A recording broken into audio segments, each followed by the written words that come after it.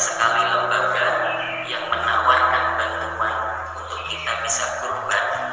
Jadi hari ini kita tinggal pencet-pencet HP saja dapat pahala.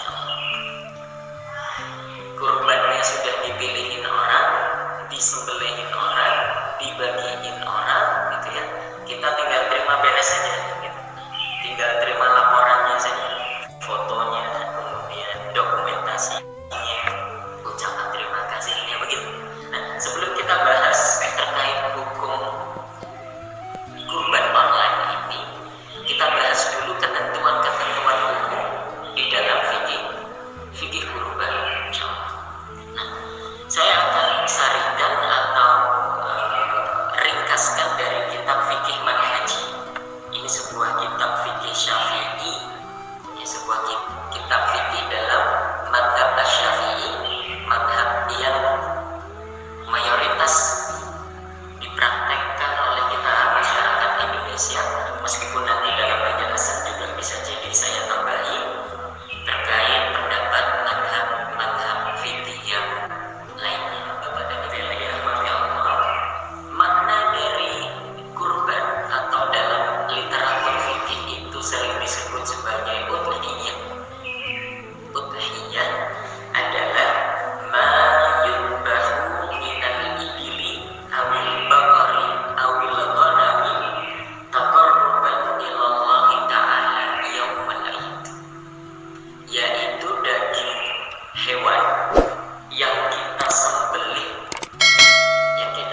yang kita sembelih, baik itu unta, sapi maupun kambing, taqarruban ilallah, dalam konteks mendekatkan diri kepada Allah Subhanahu wa taala yaumal id, pada hari Idul Fitri atau Idul Adha. Idul Adha saja. Itu makna kurban, gampang banget. Ya sekadar itulah. Dan alhamdulillah dalilnya tadi sudah dibacakan oleh imam kita di rakaat yang kedua di Al-Qur'an surat Al-Kautsar. Al-Kautsar, surat Al-Kautsar itu surat yang paling pendek di dalam Al-Qur'an. Dari 114 surat yang paling pendek ini surat Al-Kautsar. Kalau yang paling panjang Al-Baqarah.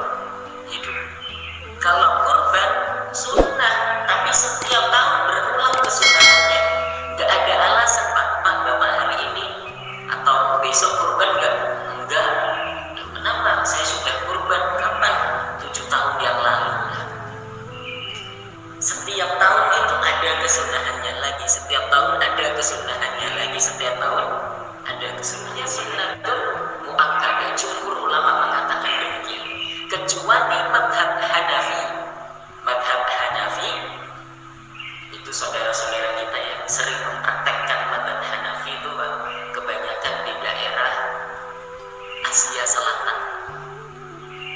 Saudara-saudara kita Muslim di India, Pakistan, Bangladesh, Irak, Iran, itu madhab Hanafi mengatakan hukum kurban itu wajib. Dosa kalau sampai seorang Muslim enggak menyembelih kurban ketika Idul Adha. Tentu saja bagi yang mampu gitu ya.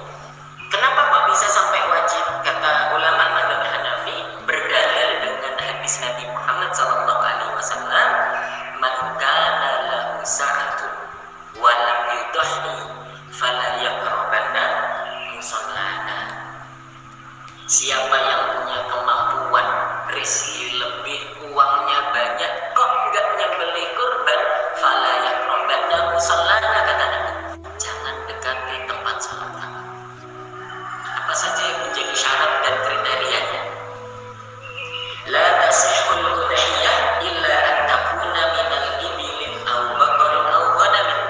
Tidak sah sebuah ibadah kurban kecuali dengan menyembelih unta, sapi atau kambing, dengan segala jenisnya, termasuk kerbau. Kerbau itu masih dalam jenis sapi. Itu bagaimana hukumnya, boleh nggak? Ini kita sudah jalan kemana-mana, balik lagi ke awal.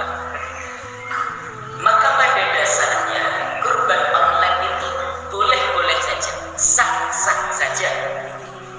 Kalau tadi ketentuan-ketentuan yang tadi kita sebutkan itu dipenuhi, misalnya syarat hewan kurbannya terpenuhi gitu ya, kemudian yang lain-lain juga terpenuhi, alhamdulillah sah.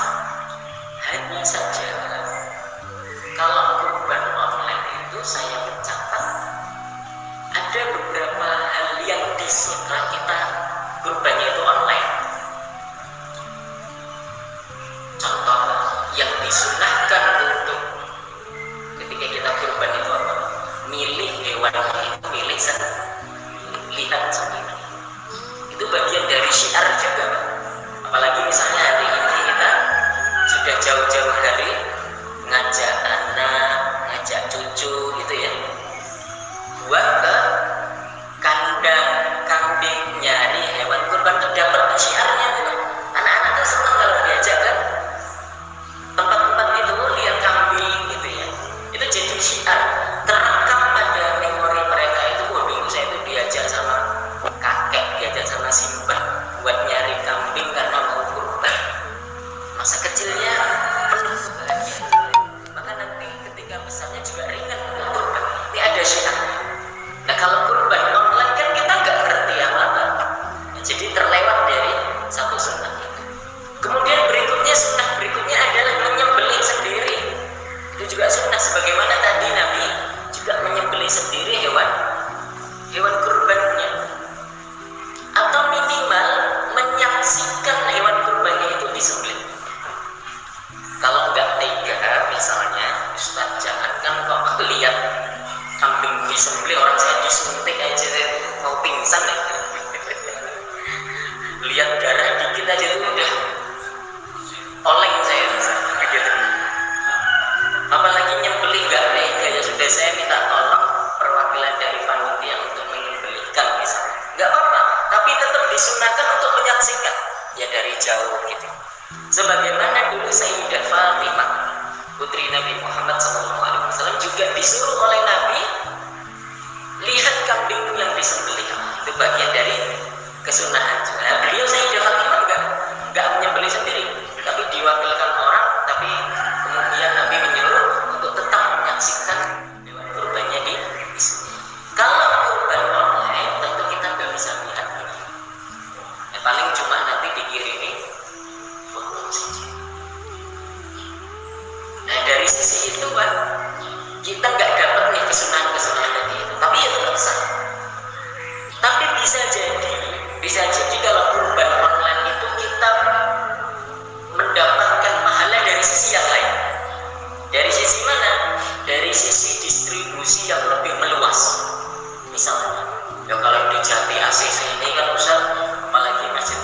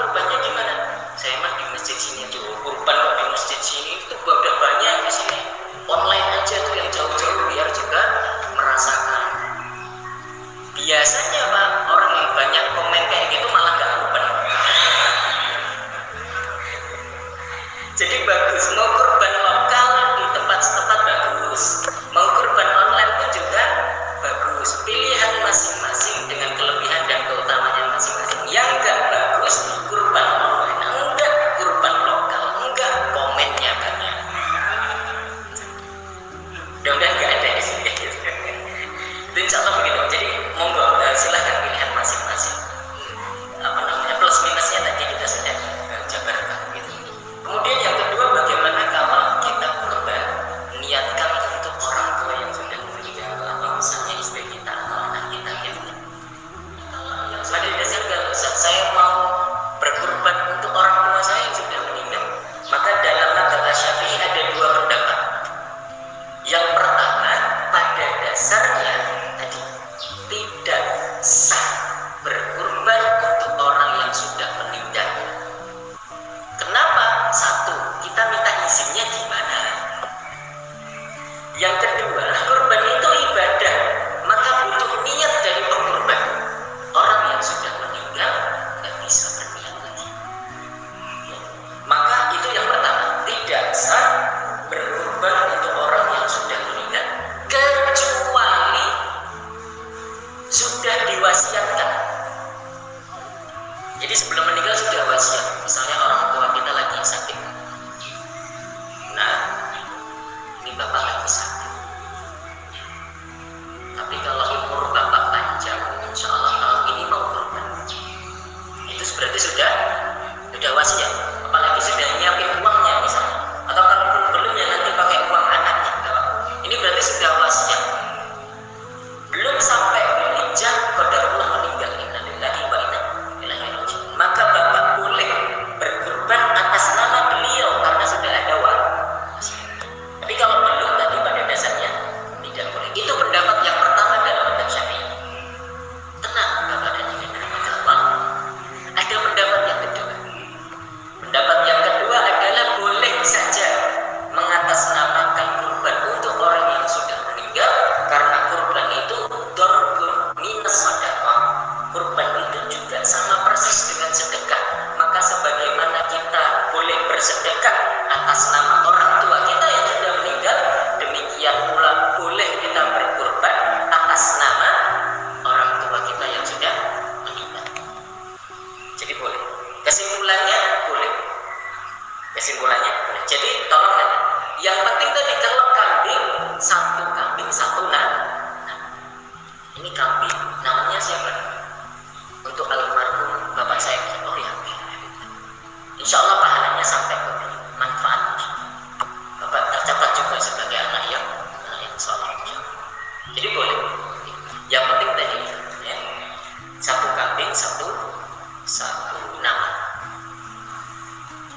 Kalau patungan bagaimana Ustaz? Nah ini hati-hati kalau patungan. Lagi-lagi tadi konsep satu kambing satu nama. Kalau patungan kan berarti nama orang banyak. Kayak misalnya di sekolah anak kita yang SD gitu